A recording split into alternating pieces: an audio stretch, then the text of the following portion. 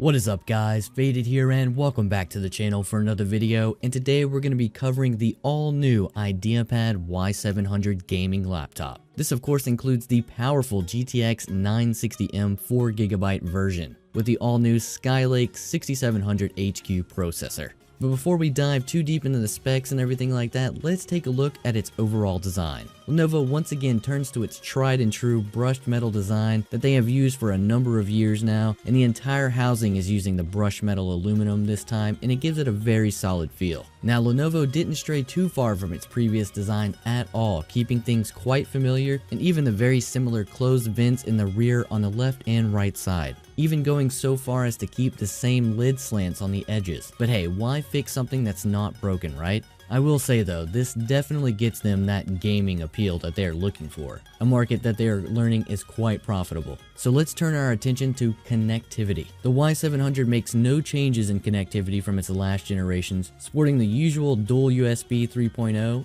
HDMI, Ethernet jack, and a Kensington security lock, as well as a new standard power port, the always-on USB 2.0 slot, and an SD card slot, as well as your headphone and headset jack combo. Though they did adapt their recovery button, they made it a pinhole this time, so whereas before you might accidentally click the button and then people would freak out, but now you won't have that problem unless you are intentionally grabbing something to put in the pinhole to recover your hard drive.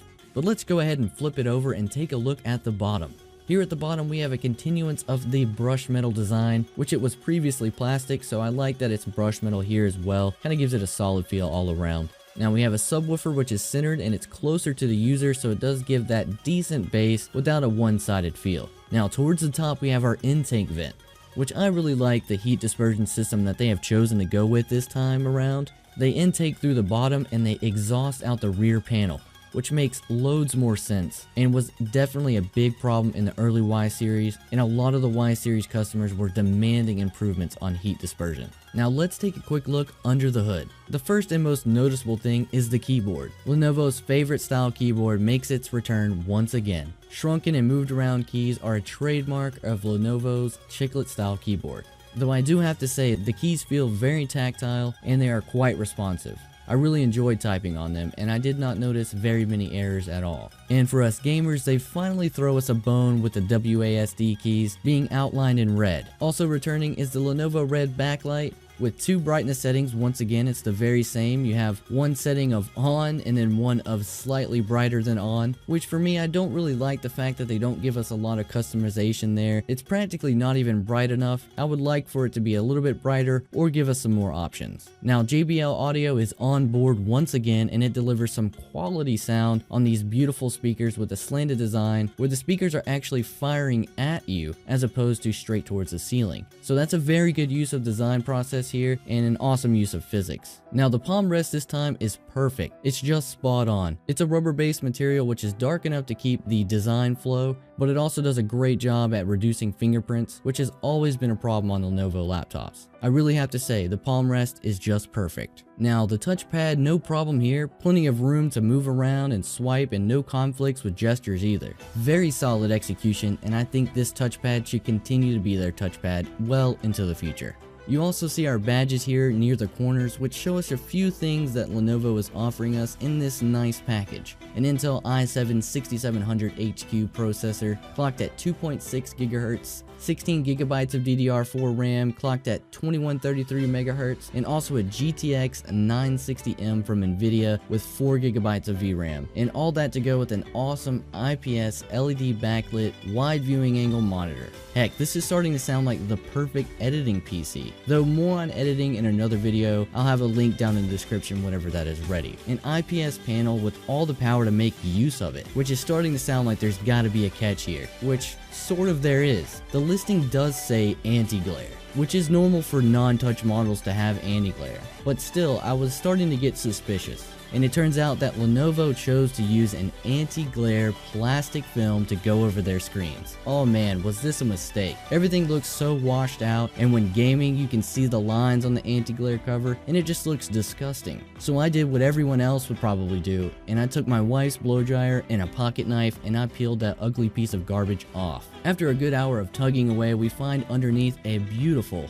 glossy display. Colors are mouth-watering scattering. They are so spot on, not even a shred of light bleed as well. Though being IPS, we did lose a tad bit of brightness. Nonetheless, the colors are beautiful and it's the best Lenovo screen I've seen to date. Though if you're fine with 60 Hz, Lenovo is still lagging behind on that part. They want to make gaming laptops, but they still haven't figured out that maybe giving us some higher hertz would be greatly appreciated. And now for storage. 128GB SSD with some pretty good speeds as well. You can see them on screen. We have a 1TB 5400 RPM hard drive, which I can hardly stand anymore how companies are choosing to go with 5400 RPM hard drives. I mean, Battlefield 4 already takes forever to load, and I don't need to wait another 3 minutes just for my hard drive to catch up. And battery life. The 4-cell battery brings us an average lifespan. I got around an hour and a half of gameplay on the battery, which I don't see anyone getting over 2 hours, and this is while gaming, even with power saver on. Though during normal use, like writing this script, I was able to squeeze almost 5 hours out of it on 75% brightness and balanced settings.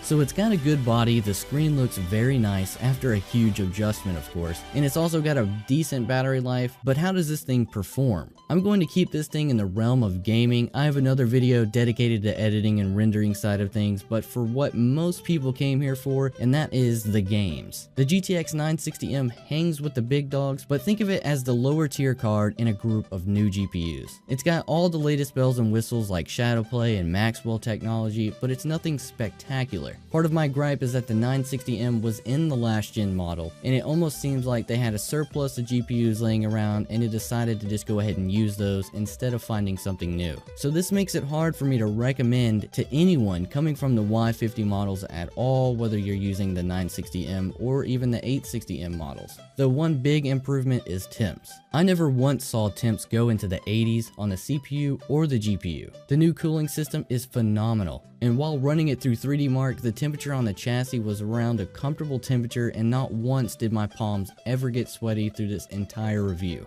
If you want to see exact performance in games, I have many gameplay videos to choose from, so just go ahead and check a link in the description below. And with that, it does bring me to my final conclusion on the new Y700 from Lenovo. It is no doubt a beautiful machine, and it brings all around great performance, and it makes strides in many different areas. But coming from the last iteration, I am not sure if it's worth it. I mean, we do have DDR4 RAM, a Skylake processor, which for content creators, I would say yes, it is definitely worth it to upgrade. But for the general user, especially us gamers, I just can't recommend you upgrade. But if you are coming from say a Y510P or any other brand, then now is a great time to upgrade. This PC is great all-around performance and truly an enjoyable experience. If you guys have any more questions or anything that I left out or anything that you want to know about this PC, please leave a comment down below, and as always, be sure to like the video, comment, and subscribe for more awesome content. Thank you guys for watching. You guys have a good one.